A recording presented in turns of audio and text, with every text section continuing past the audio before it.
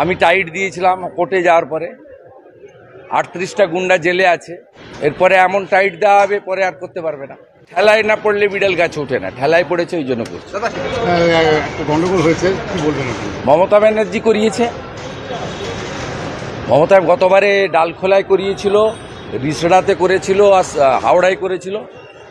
আমি টাইট দিয়েছিলাম কোর্টে যাওয়ার পরে 38টা গুন্ডা জেলে আছে। এবারে শক্তিপুরে করেছে আর পূর্ব মেদিনীপুরের এগরায় করেছে। এরপরে এমন টাইট দেওয়া হবে, পরে আর করতে পারবে না। এবারে দেখা গেল যে বেশিরভাগ তৃণমূলরা রামনবমী পালন করছে। ঠেলায় না পড়লে বিড়াল গাছে ওঠে না, ঠেলায় পড়েছে ওই জন্য করছে। দাদা, শীতলকুচিতে এগুলো ভোট দেখে করে ওরা। মালে যখন বিসর্জনের দিন ভেসে গেছিল এতগুলো লোক, সেদিন মমতা ব্যানার্জি মাঝরাতে আসেনি। জলপাইগুড়ির টর্নেডোতে লোক দেখানোর জন্য এসেছিল, তো খিঁচ মেরি ফটো। ওগুলো ভোটের জন্য করে। শিলিগুড়িতে রাজু বিস্তার সঙ্গে এখানকার তৃণমূলের জেলা সভানেত্রী একসঙ্গে হাঁটলেন এবং সেটা ভাইরাল হলো, কি বলবেন?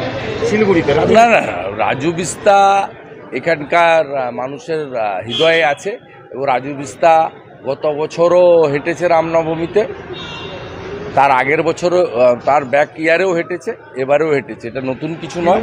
আর ওরা ভোট বলে হেঁটেছে, কিন্তু এতে কোনো লাভ হবে না। কারা সনাতনকে আক্রমণ করে, কারা সনাতনের বিরোধী, সবাই জানে। দাদা, শীতলকুচিতে দেখা গিয়েছে তৃণমূলের গুন্ডা বাহিনী হাতে অস্ত্র নিয়ে বিজেপিদের হুমকি দিচ্ছে, ভাইরাল হয়েছে ভিডিও। এবং এগুলো হচ্ছে ওখানকার এসপির জন্য। ইলেকশন কমিশনের উচিত ছিল ওখানকার এসপিকে সরিয়ে দেওয়া। ইলেকশন কমিশন সেটা করেনি।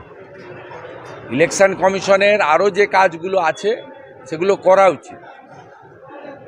তবে আমরা আশাবাদী, যেহেতু sufficient number of central paramilitary force এসছে এবং ওখানে ডিআইজি সিআরপিএফ নিজেই দায়িত্ব নিয়েছে, আমরা আশা করব ভোটাররা ভোট দিতে পারবে।